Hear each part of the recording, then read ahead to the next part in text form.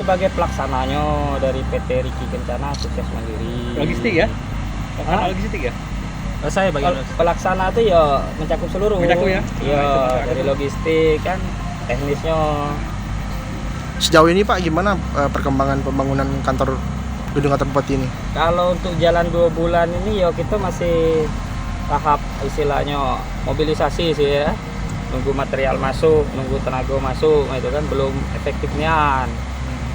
Ya, ini udah tahap gimana? kedua, tahap berapa ini Pak? Ini tahap kedua. Tahap kedua. Tahap 1 kemarin kan kita fokusnya di struktur. Kalau tahap kedua ini udah mulai finishing, kerjaan finishing. Untuk anggarannya sendiri Pak, dari tahap 1 berapa, tahap 2 berapa? Untuk anggarannya tahap 1 kita kurang lebih 20 M. 20 M. Untuk tahap 2 ini 900 sekian gitu kan. Untuk tahap 2 ini kita anggarannya 8 M, 79 berapa gitu kan. Pak, itu tadi kami keliling tadi lihat udah banyak coret-coretan Pak. Itu kenapa itu Pak? Benar, itu waktu transisi antara tahap 1 tahap 2 itu kan sempat gedungnya ditinggal kan. Walaupun ada penjaga kemarin, kayaknya namanya jaga kan enggak standby tiap hari di sini kan. Jadi kemungkinan kemarin waktu kita lihat waktu baru mau mulai tahap 2 itu banyak anak-anak SMA gitu kan.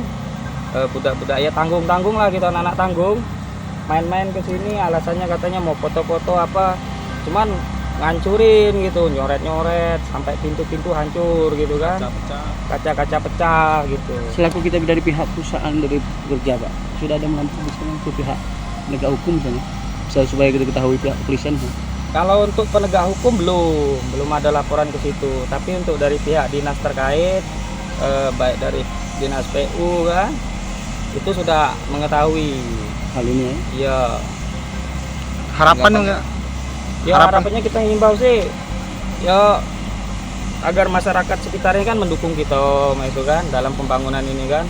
Sudah itu kalau bisa ya anak-anaknya kan, apalagi anak-anak sekolah yang main ke sini kan, kadang siang ke sini kan, itu tolong ditegur gitu kan. Jangan sampai merusak, ini kan istilahnya masih milik pemerintah istilahnya kan.